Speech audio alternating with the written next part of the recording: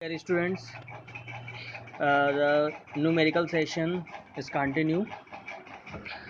First problem is, in the Bohr model of hydrogen atom, the electron circulates around the nucleus in a path of radius 5.1 into 10 to the power minus 11 meter at a frequency of 6.8 into 10 to the power 15 revolutions per second. Calculate the equivalent current. ठीक है, तो इसमें हो क्या रहा है, बहुत easy question है।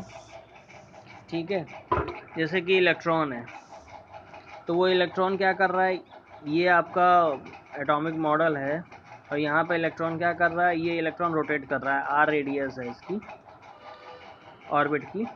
ठीक है, तो आपको रेडियस दी है, और ये कितने रेवोल्यूशन पर सेकंड, मतलब एक सेकंड में कितने रेवोल्यूशन लगा रहा है, ये इसकी फ्रिक्वेंसी है। ठीक है, तो I equal to Q upon T होता है, I equal to Q upon T, और क्यू चार्ज होता है, तो यहाँ पे ई जो है ये चार्ज ऑफ इलेक्ट्रॉन, तो I equal to E upon T हो गया।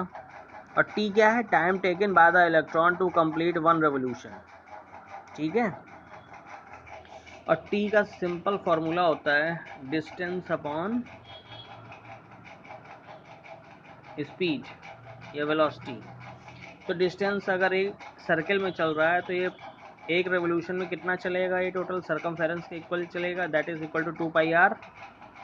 और स्पीड इसकी कितनी है, v। ठीक है, तो t इक्वल टू क्या होगा, 2πr अपॉन v। ठीक, और v इक्वल टू क्या होता है, r ओमेगा।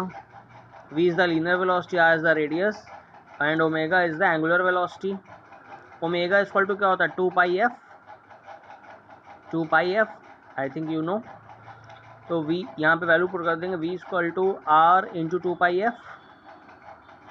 अब यहाँ पे v की वैल्यू आपके पास आ गई। अब आप क्या करोगे, t equal to 2πr upon v था आपके पास रिलेशन, ये देखिए t equal to 2πr upon v। तो आप क्या करोगे, अब 2πr अपॉन v की जगह ये वैल्यू पुट करोगे, तो t equal to 2πr upon r into 2πf। तो 2πr कैंसिल हो जाएंगे, t equal to 1 upon f। ये भी एक अपने आप में एक रिलेशन होता है। ठीक है, ये t equal to 1 upon f जो आया है, ये भी अपने आप में एक रिलेशन है। t को बोलते हैं टाइम पीरियड, और f को बोलते हैं फ्रिक्वेंसी। तो t equal to 1 upon f. ठीक है, इसको याद रखिएगा। तो t इक्वल टू हो गया 1 upon f, i equal to हो गया e upon t, i equal to क्या, q equal to i t, e equal to i t हो गया, तो i equal to e upon T, और 1 अपॉन टी आपका हो गया f। भाई 1 अपॉन टी क्या हो गया, f हो गया, तो यहाँ पे इसको एफ हो गया। अब आपको ई आपको पता ही है, एफ भी आपको पता है, तो आई आप कैलकुलेट कर सकते हो। ई की वैल्यू 1.6 इंटू 10 पावर माइनस 19 है, एफ की वैल्यू 6.8 इंटू 10 पावर 15। ये सॉल्व होकर ये आंसर आ जाएगा। ठीक है, तो in a discharge tube, next question, in a discharge tube the number of hydrogen ions drifting across section per second is 1 into 10 power 18, while the number of electrons drifting in the opposite direction across another cross section is 2.7 into 10 power 18 per second. If the supply voltage is 230 volt, what is the effective resistance of the tube? ठीक है, तो देखो effective resistance के लिए क्या है formula, वही ohm's law follow करेंगे। तो ओम्स लॉ क्या होता है, V equal to i r. ठीक है, V equal to i r. तो I इज द क्या, I is the current through the cross section. I equal to क्या होता है, Q अपॉन टी। और Q कहाँ से आएगा, एक जो इलेक्ट्रॉन जो फ्लो कर रहे हैं, और दूसरे जो आपके प्रोटॉन फ्लो कर रहे हैं। ठीक है, तो N नंबर ऑफ अगर इलेक्ट्रॉन है, तो NP नंबर ऑफ प्रोटॉन है। ठीक है, चार्ज देखो दोनों में सेम होता है, बस वही प्लस माइनस का डिफरेंस होता है। ठीक है, तो NE इंटू ई जो करंट फ्लो होगी due to the drifting of electron and proton. ठीक है, जैसे प्रोटॉन मान लो इधर मूव कर रहे हैं, NP, इलेक्ट्रॉन जो है अपोजिट डायरेक्शन में मूव करेंगे। ठीक है, तो इन दोनों का इस पे, इन दोनों पे कितना चार्ज है, और कितना चार्ज, इनको मल्टीप्लाई कर दो, ठीक है, तो टोटल चार्ज आ जाएगा। और करंट क्या होती है? Charge upon time. ठीक, तो n e into e plus n p into e upon t, ये आपको गिवन है। तो देखो ई कॉमन आ जाएगा, तो एन ई आपको पता ही है, number of electrons 2.7 10 to power 18 plus number of proton 1 into 10 power 18 multiplied by 1.6 into 10 power minus 19 upon t 1 second. तो यहाँ से आई की वैल्यू जो है वो आपकी 0.592 आ गई एम्पियर। इफेक्टिव रेजिस्टेंस फाइंड करना है, तो वही ohm's law, v equal to i r, i equal to r equal to v upon i. ठीक है, ये क्वेश्चन हो गया। अब देखो, a wire of resistance 5 ohm is drawn out so that its length is increased by twice its original length. Calculate its new resistance. ठीक है। अब आप समझिए, इनिशियल जो रेजिस्टेंस उसका 5 ओम है। ठीक है, इनिशियल लेंथ उसकी जो है L है और इनिशियल एरिया उसका A है। ठीक है, ये हमको गिवन है। अब हुआ क्या, उसको जो है हमें न्यू रेजिस्टेंस फाइंड करना है, आर डैश फाइंड करना है। और जो उसकी जो लेंथ, इसमें देखो, इसमें वर्डिंग्स पे आप ध्यान देना है। इस पर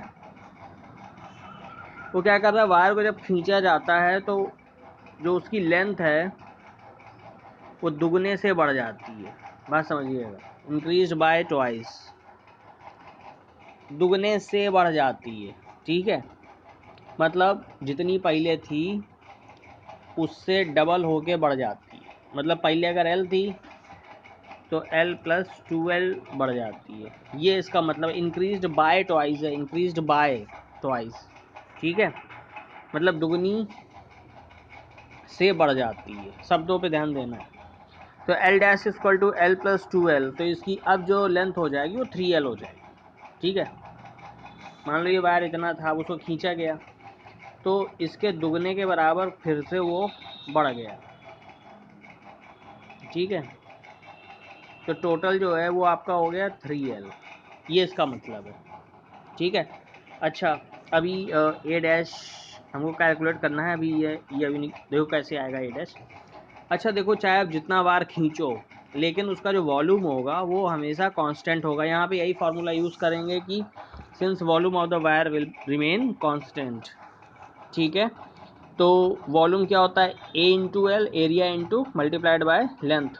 तो ए एल क्या इनिशियल वॉल्यूम, फाइनल वॉल्यूम क्या होगा, A dash into L dash, A L equal to A dash. ठीक है, इंटू एल डैश कितना हो गया 3L। तो यहाँ से ए डैश की वैल्यू जो आएगी वो ए अपॉन 3 आ जाएगी। ठीक है, ए डैश की वैल्यू जो आ गई वो ए अपॉन 3 आ गई। तो यहाँ पे ए डैश हम यहाँ पे ए बाई 3 लिख देंगे। ठीक, अब यहाँ से आर डैश आप कैलकुलेट कर लो। आर डैश का फॉर्मूला क्या है, रो देखो कांस्टेंट रहेगा, रो एल डैश अपॉन ए डैश। कभी कभी एक नंबर का क्वेश्चन पूछ देते हैं कि वायर को इंक्रीज़ कर दिया तो उसके जो है स्पेसिफिक रेजिस्टेंस पे क्या इफेक्ट होगा, वो भी दुगना हो जाएगा, तिगुना हो जाएगा, आधा हो जाएगा, ये सब ऑप्शन दिए रहते हैं। तो उसमें कोई फ़र्क नहीं पड़ता है वो, क्योंकि स्पेसिफिक प्रॉपर्टी है। ठीक है, दैट इज़ द प्रॉपर्टी। ठीक है, एरिया, रेजिस्टेंस और लेंथ तो चेंज होंगे लेकिन स्पेसिफिक रेजिस्टेंस चेंज नहीं होगा। तो are dash is equal to rho L dash upon A dash. L rho आपका सेम है, एल डैश क्या है, एल डैश 3L हो गया, ए डैश क्या हो गया, ए बाई 3 हो गया। तो यहाँ पे आ जाएगा रो एल अपॉन ए इंटू 9। ठीक है, 3 ऊपर चला जाएगा, तो रो एल अपॉन ए क्या हो गया, आर हो गया, इंटू 9, तो 9R आ गया। आर की वैल्यू आपके पास 45, आर की वैल्यू 5 थी, तो are dash equal to 9 into 5 45 ohm, 45 ohm. ठीक है, अच्छा एक चीज़ और समझना, क्योंकि लेंथ इंक्रीज हुई है, लेंथ इंक्रीज हुई है। ठीक है, आर इक्वल टू क्या होता है, रो एल अपॉन ए, यानी r proportional to l. L अगर आप इंक्रीज करोगे तो आर भी इंक्रीज होगा। ठीक है, मतलब एल को इंक्रीज करोगे, एल इंक्रीज कर रहा है तो आर भी इंक्रीज करेगा। बात समझ में आ गई। Next question, a wire of resistance 5 ohm is drawn out so that its length is increased to twice its original length. Calculate its new resistance. तो इनिशियल फिर से वही क्वेश्चन है, बस इसमें क्या है question, so that its length is increased to twice its original length. अब देखो इंक्रीज्ड टू लगा हुआ, उसमें इंक्रीज्ड बाय था, इसमें इंक्रीज्ड टू ट्वाइस है, मतलब उसकी लेंथ क्या हो गई, दुगनी हो गई। तो बाकी क्वेश्चन वही सेम हो गया। तो यहाँ पे एल डैश क्या हो जाएगा, 2l हो जाएगा, यहाँ से एल डैश 2l हो गया, फिर आप वही वॉल्यूम रिमेन कांस्टेंट वाला फार्मूला लगा दो, a L equal to A dash l dash, यहाँ से ए डैश की वैल्यू फाइंड कर लोगे, ए डैश की वैल्यू a/2 आ जाएगी, r dash equal to rho L dash upon A dash में वैल्यू पुट कर दोगे तो ये 4r आ जाएगा, और r की वैल्यू 5 पुट कर दोगे तो r डैश इक्वल टू 20 आ जाएगा। ठीक है, ये क्वेश्चन हो गया। नेक्स्ट क्वेश्चन, ये मेरे साथ क्लियर होगा, दूसरी तरीके था, पहले वाले क्वेश्चन तरीके था, बस इंक्रीज टू और इंक्रीज बाय का अंतर है। ठीक है, next question, two wires of equal length are of aluminium and other of copper have the same resistance, which of the two wires is lighter, hence explain why aluminium wires are preferred for overhead power cables. ठीक है, तो rho a l की value given है, rho सी u की value given है, relative density of A l and c you given है। Approach वही रहेगी, एल ए मतलब एल्युमिनियम, आर ए मतलब आर, अच्छा देखो उसका resistance equal length and same resistance, तो दोनों वायर जो एल्युमिनियम और कॉपर के हैं उन दोनों का रेजिस्टेंस और दोनों की लेंथ सेम है। ठीक है, अब इसमें ये पता करना है कि लाइटर कौन सा है, स्पेसिफिक रेजिस्टेंस दिया है, बात समझ में आ गई। मतलब दो वायर सेम लेंथ के हैं, दो वायर सेम लेंथ के हैं, दोनों का रेजिस्टेंस भी सेम है, लेंथ भी सेम है। ठीक है, अब ये पता करना है इन दोनों में हल्का कौन सा है। ठीक है, ये क्वेश्चन। ठीक, तो आर ए इक्वल टू, और ओवरहेड के लिए कौन यूज़ कर सकते हैं, ओवरहेड मतलब जैसे खंभों में आपने देखे ना वायर जो टंगे रहते हैं, मतलब आप ओवरहेड मतलब खुले में जो टंगे रहते हैं, तो खुले में कौन टंग सकता है, वही टंग सकता है जो हल्का होगा, ज़्यादा भारी टांग दोगे तो टूट टाट के गिर जाएगा।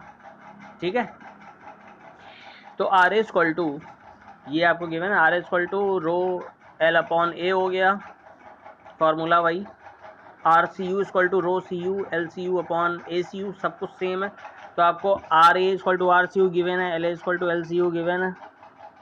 ठीक है, तो वही फार्मूला आर ए बराबर आर सी लगा दो, आर ए बराबर आर सी लगाओगे तो रो ए एल अपॉन ए, क्योंकि एल सेम है। ठीक है, ऐसे ही इक्वल हो जाएगा रो सी यू एल अपॉन ए सी, तो rho A upon A equal to rho C upon A C. अब देखो डेंसिटी इक्वल टू क्या होता है, मास अपॉन वॉल्यूम होता है, एम अपॉन ए एल, तो D equal to M upon A L हो जाएगा, ए इक्वल टू क्या हो जाएगा, M upon D A into L. ठीक है, D A into L, A C का मतलब एरिया ऑफ कॉपर, तो M C upon D C into L using here. अब आपके पास जो रिलेशन था rho A upon A equal to rho C upon A C, तो और इधर जो आपके पास है डेंसिटी वाला फार्मूला। ठीक है, ए इक्वल टू आपके पास देखो, आपको जो वैल्यू पता है, आपको वैल्यू पता है, ए की पता है, ए सी की पता है,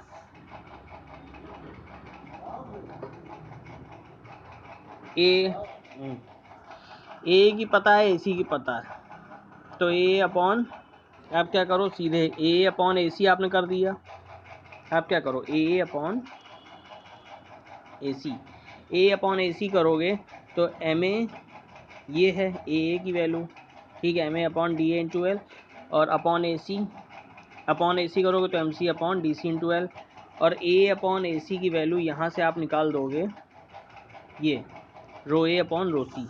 ठीक है, ये पुट कर दोगे तो आपको वैल्यू ये चाहिए कि कौन भारी है, तो M C upon M A आपको निकालना होगा, तो M C upon M A बराबर हो जाएगा rho C upon rho A into D C upon D A.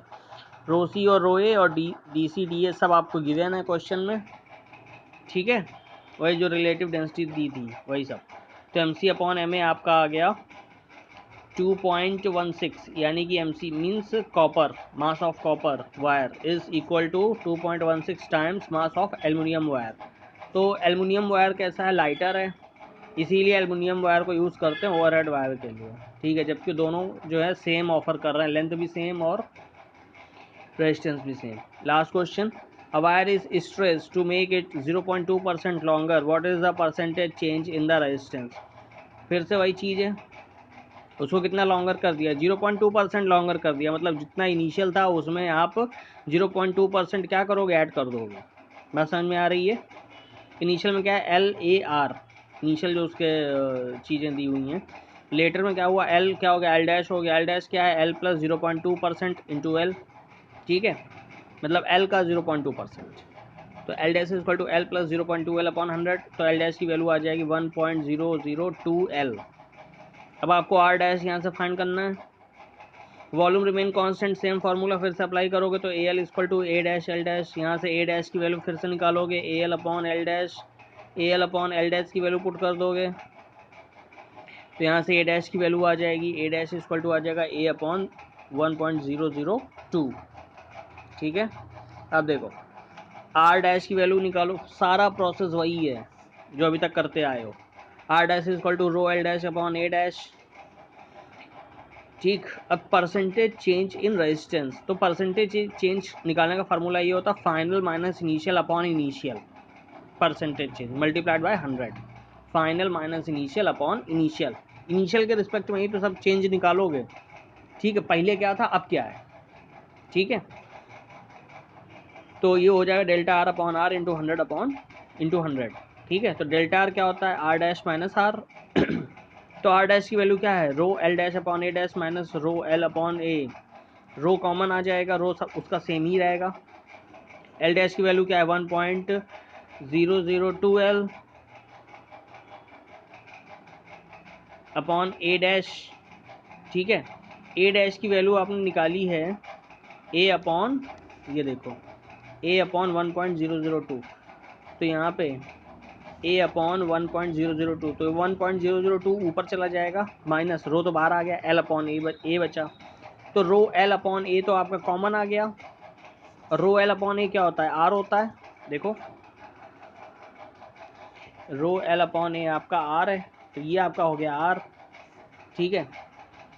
इसको जब सॉल्व करोगे तो आपका आ जाएगा 0.004, यानी कि डेल्टा आर ये है, ये आपका आर है, rho L upon a r है, तो delta are upon r equal to 0.004, percentage change in resistance, delta are upon are into 100,